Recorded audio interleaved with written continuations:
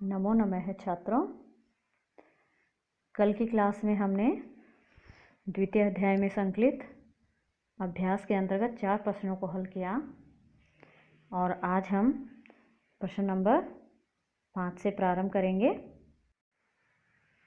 तो देखिए प्रश्न नंबर 5 क्या कहता है। ये इसमें पूर्ण वाक्येन उत्तरत, यानी कुछ प्रश्न आपको दिए गए हैं और पूर्ण वाक्य में आपको उनका उत्तर देना है।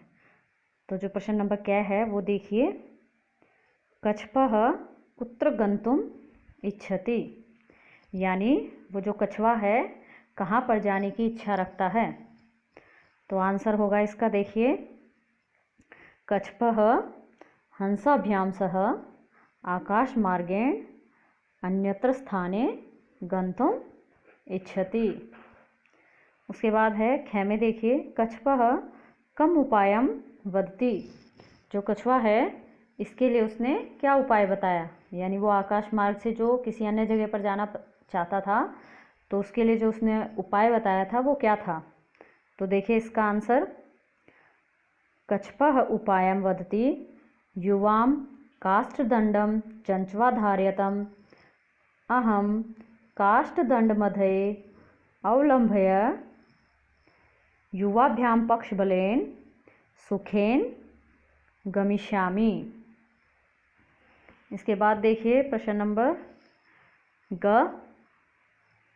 लम्बमानं कूर्मं दृष्ट्वा गोपालकः किम अवदन्, लटके हुए कछुए को देखकर जो बालक थे, गोपाल थे, उन्होंने क्या कहा। तो इसका आंसर होगा आपका, लम्बमानं कूर्मं दृष्ट्वा गोपालकः अवदन् हन् हो महदाश्चर्यं हंसाभ्यां सह कूर्मोऽपि उडीयते। उसके बाद है आपका नेक्स्ट प्रश्न देखिए, कूर्मः मित्रयोः वचनं विस्मृत्य किम अवदत्, जो कछुआ है उसने अपने मित्रों को जो वचन दिया था वो भूलकर वो क्या कहता है। तो देखिए इसका आंसर, कूर्मः मित्रयोः वचनं विस्मृत्य अवदत् भस्म खादत्। तो इस तरह से ये प्रश्न नंबर 5 आपका कंप्लीट होता है। इसके बाद देखिए प्रश्न नंबर 6, घटनाक्रम अनुसारम वाक्यानि लिखत, यानी घटना के अनुसार आपको वाक्यों को लिखना है। जो कथा आपको पढ़ाई गई थी उसमें से ही कुछ वाक्य दिए गए हैं, तो आपको कथा के आधार पर ये देखना है इसमें से कौन सी घटना सबसे पहले हुई थी, उसके बाद कौन सी हुई थी और उसके बाद कौन सी, इस तरह से क्रम में इनको लगाना है। तो सबसे पहले हम इन सभी वाक्यों को एक बार पढ़ लेते हैं, फिर देखेंगे कि घटना के अनुसार सबसे पहला वाक्य कौन सा आ रहा है और उसके बाद कौन सा। तो देखिए पहला वाक्य है, कूर्मः हंसयोः सहायतया आकाशमार्गेण अगच्छत्। फिर है, पौराः अकथयन् वयं पतितं कूर्मं खादिष्यामः। उसके बाद है, कूर्मः हंसौ च एकस्मिन् सरसि निवसन्ति स्म, केचित् धीराः सरसतीरे आगच्छन्, कूर्मः अन्यत्र गन्तुम् इच्छति स्म, लभमानं कूर्मं दृष्ट्वा पौराः अधावन्, कूर्मः आकाशात् पतितः पौरैः मारितश्च। इसके बाद है, वयं स्वः मत्स्यकूर्मादीन् मारिष्यामः इति धीराः अकथयन्। तो देखिए इस तरह से इसका अध्ययन हमने कर लिया है। अब देखेंगे घटना के अनुसार सबसे पहले कौन सा वाक्य आपका यहाँ पर आएगा। तो देखिए सबसे पहले कौन सा आएगा, जो गै में दे रखा है वो आएगा ना, कूर्मः हंसौ च एकस्मिन् सरसि निवसन्ति स्म, क्योंकि कथा का प्रारंभ हुआ तब आपको यही चीज़ें बताई गई थी ना, कि जो कछुआ है और हंस है, 2 हंस है ना, वो कहाँ पर रहते थे, एक तालाब में रहते थे ना वो उधर। तो सबसे पहले आपका ये आएगा। इसके बाद देखिए ऐसा कौन सा वाक्य है जो इसके बाद में बताया गया था। तो जो जस्ट इसके आगे दे रखा है वही आएगा। केचित् धीवराः सरस्तीरे आगच्छन्। ऐसे ही तो कथा प्रारंभ हुई थी ना। पहले ये बताया गया वो कहाँ रहते थे, ठीक है। उसके बाद ये बताया वहाँ पर कौन आया था। यही था ना कि वहाँ कुछ मछुआरे आए थे। तो इसके बाद देखिए कौन सा वाक्य आएगा। इसके बाद देखिए सबसे लास्ट वाला, जब मछुआरे आए थे तो उन्होंने क्या कहा था। वयं स्वः मत्स्य कुर्मादीन् मारिष्यामः इति धीवराः एकथयन्। इसके बाद देखिए क्या आएगा। 3 वाक्य हमारे हो चुके हैं। तो इसके बाद देखिए, इसके बाद आपका आएगा जो या में दे रखा है। देखिए कुर्मः अन्यत्र गन्तुम् इच्छति समय। उनकी बातें सुनकर उसने यही तो डिसाइड किया था ना, वो इच्छा जाहिर की थी कहीं और जाना चाहता है। फिर उसके बाद देखिए, हाँ जी देखो थोड़ा आप भी कोशिश करो ना। इसके बाद आपका आएगा जब वो दूसरी जगह जाना चाहता था तो उसके बाद उसने हंसों को क्या बोला था। देखिए जो कै में दे रखा है आपका, कुर्मः हंसयोः सहायतया आकाश मार्गेण अगच्छत्। यानी उसने अपना उपाय बताया था और उसके बाद जो कछुआ है हंसों की सहायता से आकाश मार्ग से गया। और इसके बाद देखिए जब वो जा रहा था आकाश मार्ग से तब क्या हुआ था। ये आपका चय में देखिए, लम्मानं कुर्मं दृष्ट्वा पौराः अधावन्। कुछ बच्चे दौड़े थे ना उनको देखकर। फिर उसके बाद क्या आएगा बताइए। वो आकाश मार्ग से जा रहे थे और बच्चे जो है उनके पीछे दौड़ रहे थे। तो उसके बाद क्या हुआ। इसके बाद तो यही हुआ था ना, जो बच्चे वार्तालाप कर रहे थे आपस में, कोई कुछ कह रहा था कोई कुछ कह रहा था। तो इसमें ख में देखिए,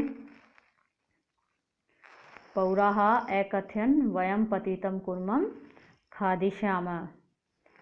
उसके बाद आपका एक ही वाक्य बचा है तो लास्ट में आपका ये आ जाएगा, कुर्मः आकाशात् पतितः पौरैः मारितश्च।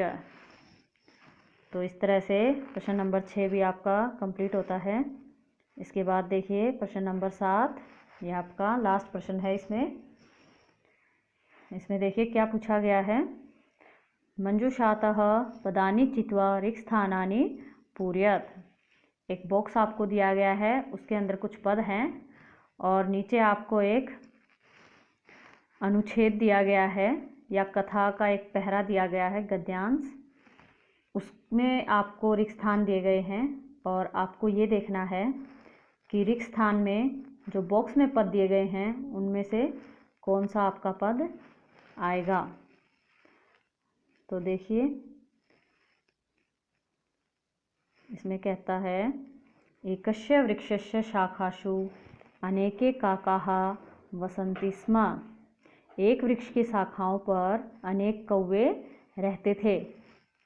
तस्य वृक्षस्य रिक्स्थान एकः सर्पः अपि अवसत्।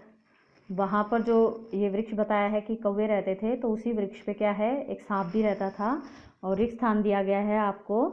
तो जिस तरह से कौवे वृक्ष की शाखाओं पर रहते थे तो सांप कहाँ रहता था, वृक्ष के पे कोटरे।